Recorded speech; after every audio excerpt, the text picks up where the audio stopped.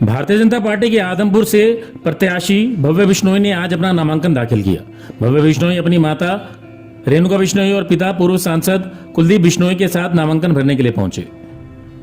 ईश्वर की शपथ लेते हुए उन्होंने अपना नामांकन दाखिल किया और नामांकन दाखिल करने के बाद पत्रकारों से बातचीत करते हुए उन्होंने कहा कि पिछले 1.5 साल में उन्होंने लगभग 800 करोड़ रुपए के विकास कार्य यहां पर करवाए हैं और आदमपुर की जनता के सामने वो विकास को लेकर ही इस बार वोट मांगेंगे।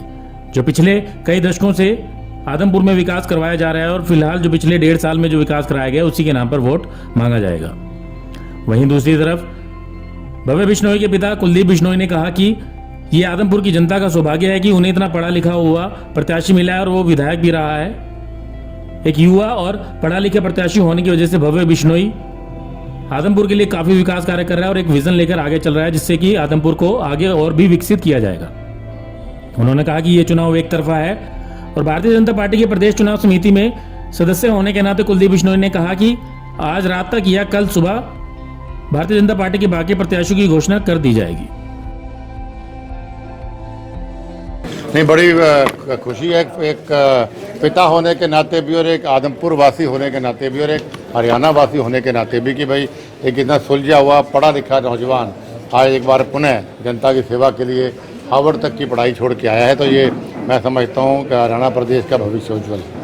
तो आपको लगता है कि इस बार जो चुनाव है वो चैलेंजिंग होने वाला है बीजेपी के लिए? मैं ओवरऑल हरियाणा की बात आपसे देखिए आदमपुर के अंदर तो पार्टी को अलविदा कहा। देखिए पहला तो आदमपुर में परमात्मा की कृपा से और जनता के आशीर्वाद से एक तरफा चुनाव है और प्रदेश के अंदर भी मैं दावे और चैलेंज से कह सकता हूँ कि भारतीय जनता पार्टी तीसरी बार सरकार बनाएगी। इसका सबसे बड़ा प्रमाण है कि भारतीय कांग्रेस पार्टी अभी तक कैंडिडेट डिसाइड नहीं कर पाई, पूरे आधे भी नहीं कर पाई अभी तक। और दूसरा, इनको बैसाखियों की जरूरत पड़ रही है, जबकि भारतीय जनता पार्टी अपने दम पे सरकार बनाने में सक्षम है। हमें कोई बैसाखियों की जरूरत नहीं। बैसाखी की जरूरत उसको पड़ती है जिस आदमी को चलने की ताकत ना हो। कभी कहते आम आदमी से गठबंधन करेंगे, कभी कहते समाजवादी से करेंगे, कभी सीपीआई से करेंगे। तो कांग्रेस पार्टी एक चला हुआ कारतूस से खत्म हो चुकी है। आप चुनाव प्रबंधन समिति में भी हैं तो बाकी टिकट कब तक है ना उम्मीद? देखिए मुझे उम्मीद है कल आज शाम को आ सकती है, कल तक तो definitely will declare all the names.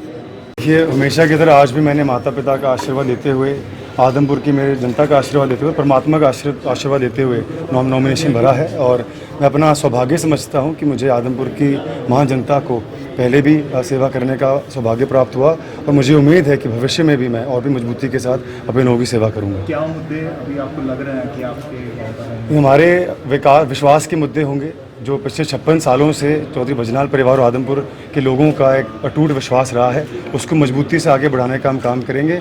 और मुद्दा विकास का भी रहेगा। जो पिछले 1.5 सालों के अंदर मैंने हमारे मुख्यमंत्री जी के आशीर्वाद से 800 करोड़ के विकास कार्यों को अंजाम देने का प्रयास किया है, उसके नाम पर भी हम मैदान में उतरने का काम करेंगे।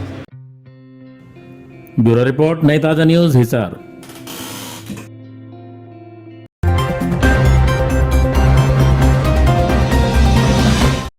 लेटेस्ट वीडियोस के लिए सब्सक्राइब करें हमारा चैनल नई ताजा न्यूज और दबाएं बेल आइकॉन ताकि आप मिस ना करें कोई भी अपडेट।